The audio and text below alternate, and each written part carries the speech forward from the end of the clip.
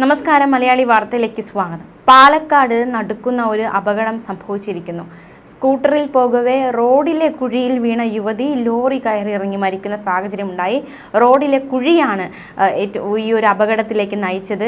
നമ്മുടെ നാട്ടിലെ ഒരുപാട് റോഡുകൾ പൊട്ടിപ്പൊളിഞ്ഞ് അല്ലെങ്കിൽ ഈ സഞ്ചരിക്കുന്ന പാതയിൽ തന്നെ വലിയ കുഴികൾ, പാതാള കുഴി പോലത്തെ കുഴികൾ വരെ ഉണ്ടാകുന്ന സാഹചര്യങ്ങൾ. പല റോഡുകളുടെ അവസ്ഥ അങ്ങനെയാണ്.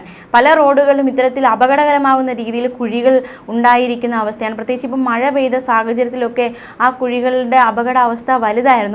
അപ്പോൾ നമ്മൾ പൊതുഗതാഗതം അല്ലെങ്കിൽ നമ്മൾ നിരത്തിലിറങ്ങുമ്പോൾ പല പ്രശ്നങ്ങളും നേരിടുന്നുണ്ട്. അതിലൊരു പ്രശ്നം ഈ റോഡുകളിലെ കുഴി തന്നെയാണ്. ബന്ധപ്പെട്ടവർ അത് അടയ്ക്കുക അല്ലെങ്കിൽ അത്തരത്തിലുള്ള കാര്യങ്ങളൊന്നും ചെയ്യാതിരിക്കുക, അതിലൊരു വിട്ടുവീഴ്ച വരുത്തുക. ഈ ഒരു സാഹചര്യം വരുമ്പോൾ തീർച്ചയായിട്ടും ബലിയാടാകുന്നത് അതുവഴി പോകുന്ന യാത്രക്കാരാണ്. അത്തരത്തിലൊരു സംഭവമാണ് പാലക്കാട് സംഭവിച്ചിരിക്കുന്നത്. പഴനിയാർ പാളയം ലൈബ്രറി സ്ട്രീറ്റിൽ ചാർലി സ്റ്റീഫന്റെ ഭാര്യ ജയന്തി മാർട്ടിനാണ് മരിച്ചത്. 37 വയസ്സായിരുന്നു. കൊഴിഞ്ഞാമ്പാറ കരുവപ്പാറ സെന്റ് പോൾ സ്കൂളിന് സമീപത്താണ് അപകടമുണ്ടായത്. വെള്ളിയാഴ്ച രാത്രി 9 മണിയോടെയാണ് ഈ അപകടം ഉണ്ടായിരിക്കുന്നത്. ലോറിയെ ഓവർടേക്ക് ചെയ്യുന്നതിനിടെ ജയന്തി സഞ്ചരിച്ചിരുന്ന സ്കൂട്ടർ റോഡിലെ കുഴിയിൽ വീണു. എന്നാൽ ലോറിക്ക് മുന്നിലേക്ക് വണ്ടി മറിയുകയായിരുന്നു. അപ്പോൾ തന്നെ ജയന്തിയുടെ ശരീരത്തിലൂടെ ലോറി കയറിയിറങ്ങി. ജയന്തി സംഭവസ്ഥലത്ത് തന്നെ മരിച്ചു. അങ്കണവാടി ജീവനക്കാരിയാണ് ജയന്തി. സാധനങ്ങൾ വാങ്ങാൻ കടയിലേക്ക് പോയതെന്നാണ് കിട്ടുന്ന വിവരം. എന്തായാലും അതിദാരുണമായ അപകടമാണ് സംഭവിച്ചിരിക്കുന്നത്. റോഡിലെ കുഴിയാണ് ഏറ്റവും വലിയ അപകടമായി മാറിയിരിക്കുന്നത്. ഒരുപാട് റോഡുകളിൽ ഒരുപാട് കുഴികൾ ഇത്തരത്തിൽ അപകടകരമാവുന്ന രീതിയിലുണ്ട്. യാത്രക്കാരെ സംബന്ധിച്ച് അത് വലിയ ഒരു, പ്രത്യേകിച്ച് ഈ ഇരുചക്ര വാഹനക്കാരാണ് മിക്കപ്പോഴും ഇത്തരത്തിലുള്ള അപകടങ്ങളിൽ അകപ്പെട്ടു പോകുന്നത്. തീർച്ചയായിട്ടും ഈ വണ്ടിയുമായി റോഡിലിറങ്ങുന്ന, നിരത്തിലിറങ്ങുന്ന എല്ലാവരുടെയും പേടി സ്വപ്നമാണ് ഈ റോഡിലെ കുഴികൾ. വലിയ അപകടം ഉണ്ടാക്കുന്ന ഒന്ന് തന്നെയാണ്. അപ്പോൾ തീർച്ചയായിട്ടും ഇത്തരത്തിലുള്ള റോഡിൽ കുഴി ഉണ്ടെങ്കിൽ അത് ഈ യാത്രക്കാരെ ബന്ധപ്പെട്ടവരെ അറിയിക്കുക. തീർച്ചയായിട്ടും ബന്ധപ്പെട്ടവർ, അധികൃതർ വേണ്ട നടപടി സ്വീകരിക്കുക. അല്ലെങ്കിൽ ഒരുപാട് ജീവനുകൾ ബലിയാടാവുമെന്ന കാര്യത്തിൽ സംശയമില്ല.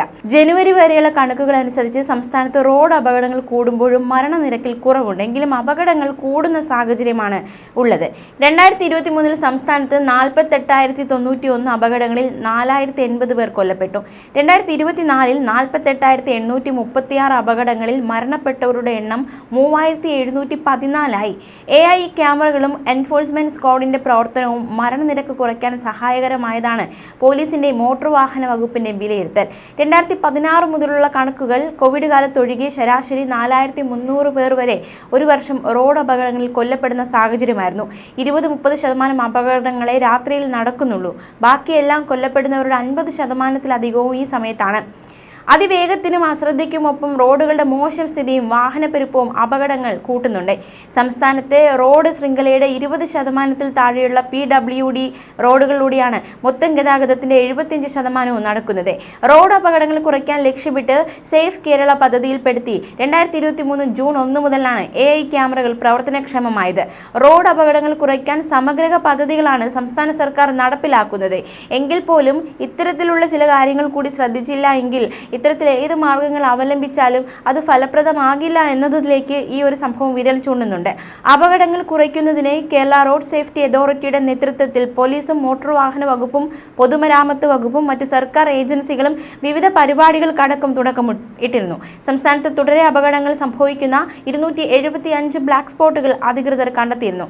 ഈ ബ്ലാക്ക് സ്പോട്ടുകൾ അപകടം ഒഴിവാക്കുന്ന തരത്തിൽ മെച്ചപ്പെടുത്തുമെന്ന് മുഖ്യമന്ത്രി ഉറപ്പ് നൽകിയതാണ്. റോഡിൽ മനുഷ്യജീവൻ പൊലിയുന്നത് ഒഴിവാക്കാൻ സാധ്യമായ എല്ലാ നടപടികളും സർക്കാർ സ്വീകരിക്കുമെന്ന ഉറപ്പ് നൽകിയതാണ്. സംസ്ഥാനത്ത് ഒരു വർഷം ശരാശരി 4,000 പേർ റോഡ് അപകടങ്ങളിൽ കൊല്ലപ്പെടുന്നുണ്ടെന്നാണ് നേരത്തെയുള്ള കണക്കുകളൊക്കെ സൂചിപ്പിക്കുന്നത്. കൊല്ലപ്പെടുന്നവരിൽ ഏറിയ പങ്കും ചെറുപ്പക്കാരും കുട്ടികളുമാണ് എന്നത് ഈ ഒരു അപകടങ്ങളുടെ ഗൗരവം വർദ്ധിപ്പിക്കുന്നു.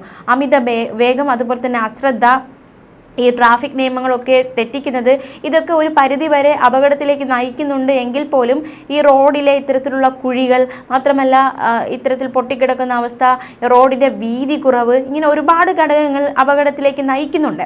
അത് അധികൃതർ ശ്രദ്ധിക്കേണ്ടതാണ്. അവരാണ് അതിനൊരു പരിഹാരം കണ്ടെത്തേണ്ടത് എന്ന കാര്യത്തിലും സംശയമില്ല. ഹൈവേകളിലാണ് അപകടങ്ങൾ കൂടുതലും സംഭവിക്കുന്നത്. ഇക്കാര്യം കണക്കിലെടുത്ത് ഹൈവേകളിൽ 24 മണിക്കൂറും ട്രാഫിക് പെട്രോളിങ്ങിന് സേഫ് കേരള പ്രോജക്ട് സർക്കാർ നടപ്പാക്കിയിരുന്നു. അപകടങ്ങൾ കുറയ്ക്കുന്നതിന് പോലീസും മോട്ടോർ വാഹന വകുപ്പും ശക്തമായ ഇടപെടലുകൾ നടത്തുന്നുണ്ട്.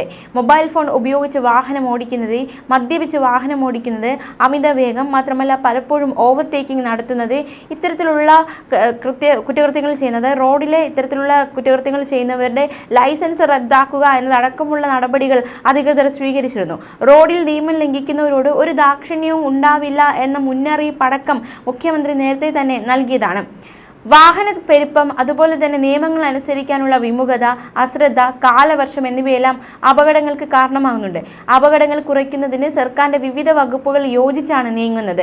ബോധവൽക്കരണവും ഇതിന്റെ ഭാഗമായി നടക്കുന്നുണ്ട്. സംസ്ഥാനത്ത് റോഡ് അപകടങ്ങൾ വർദ്ധിക്കുമ്പോഴും റോഡ് സുരക്ഷയ്ക്കായി രൂപീകരിച്ച സർക്കാർ സംവിധാനം നോക്കുകുത്തിയാകുന്ന സാഹചര്യവും നമ്മൾ കണ്ടിരിക്കുന്നു. റോഡ് സുരക്ഷാ അതോറിറ്റിക്ക് സർക്കാർ അനുവദിക്കുന്ന ഫണ്ടിലെ കോടിക്കണക്കിന് രൂപ 2010 മുതൽ ഉപയോഗിക്കുന്നില്ല എന്നതടക്കമുള്ള ചില വിമർശനങ്ങളൊക്കെ ഈയിടയ്ക്ക് ചില റിപ്പോർട്ടുകളൊക്കെ പുറത്തു വന്നതാണ്. 2010-2011 15 കോടി രൂപ സംസ്ഥാന സർക്കാരിൽ നിന്ന് കിട്ടി. ഇതിൽ 6 കോടിയിലധികം രൂപ മാത്രമാണ് ചെലവാക്കിയത്. 2010-2011 15 കോടി രൂപ സംസ്ഥാന സർക്കാരിൽ നിന്ന് കിട്ടിയിട്ടും ഇതിൽ 6 കോടി രൂപയോളം മാത്രമാണ് ചെലവാക്കിയത് എന്നതടക്കമുള്ള റിപ്പോർട്ടുകളൊക്കെ പുറത്തു വന്നതാണ്. റോഡ് അപകടങ്ങൾ കുറയ്ക്കാനുള്ള മാർഗനിർദ്ദേശം സമർപ്പിക്കാൻ UDF സർക്കാർ നിയോഗിച്ച justice CK Chandrashekhar Das commission report പണമില്ലെന്ന പേരിൽ സർക്കാർ അവഗണിക്കുമ്പോൾ തന്നെയാണ് അനുവദിച്ച തുക ചെലവഴിക്കാതിരുന്നത്. ഇത്തരത്തിലുള്ള വിമർശനങ്ങളൊക്കെ പലപ്പോഴായി ശക്തമായിരുന്നു. അതായത് ഈ ഒരു റിപ്പോർട്ടിൽ നമുക്ക് മനസ്സിലാക്കാൻ സാധിക്കുന്നത് തുക അനുവദിക്കുന്നുണ്ട്, പക്ഷെ പലപ്പോഴും അത് നടപ്പിലാകുന്നില്ല, അല്ലെങ്കിൽ പലപ്പോഴും അധികൃതർ ആ ഒരു കാര്യത്തിൽ ഒരു ഗൗരവം കാണിക്കുന്നില്ല. വേണ്ടുന്ന രീതിയിലുള്ള പദ്ധതികൾ മുന്നോട്ട് വരുന്നുണ്ട്, പലപ്പോഴും അത് അനുസരിക്കപ്പെടുന്നില്ല. ഇങ്ങനത്തെ ഒരുപാട് കാര്യങ്ങളിലേക്ക് വിരൽ ചൂണ്ടുന്ന തരത്തിലുള്ള ചില റിപ്പോർട്ടുകളും വിവരങ്ങളും ഒക്കെ നേരത്തെ പുറത്ത് വന്നിട്ടുള്ളതാണ്. എന്തായാലും റോഡ് അപകടങ്ങൾ വർദ്ധിക്കുന്നു എന്ന കാര്യത്തിൽ സംശയമില്ല. അത് ഓരോരുത്തരുടെ ജീവൻ എടുക്കുന്നു എന്നതും ഏറ്റവും ഒരു ഗൗരവം അല്ലെങ്കിൽ ഒരു ആശങ്ക കൂട്ടുന്ന കാര്യം തന്നെയാണ്. എന്തായാലും റോഡിൽ വാഹനങ്ങളുമായി ഇറങ്ങുന്നവർ തീർച്ചയായിട്ടും കുറച്ചുകൂടി സുരക്ഷതയോടെ അല്ലെങ്കിൽ കുറച്ചുകൂടി ജാഗ്രതയോടെ വാഹനവുമായി മുന്നോട്ട് പോവുക, സ്പീഡ് കുറച്ച് പോവുക, മറ്റു ട്രാഫിക് നിയമങ്ങളൊക്കെ പാലിക്കുക. ഒരു പരിധിവരെ ട്രാഫിക് നിയമങ്ങൾ പാലിച്ചാൽ അപകടങ്ങൾ ഒഴിവാക്കാൻ സാധിക്കും. പലപ്പോഴും റോഡിൽ വലിയ രീതിയിൽ അപകടം സൃഷ്ടിക്കുന്നത് അമിത വേഗതയാണ്. അപ്പോൾ തീർച്ചയായിട്ടും ആ കാര്യത്തിലും ഒരു ശ്രദ്ധ നമ്മൾ വയ്ക്കണം എന്ന കാര്യത്തിൽ സംശയമില്ല. ന്യൂസ് ഡെസ്ക് മലയാളി വാർത്ത.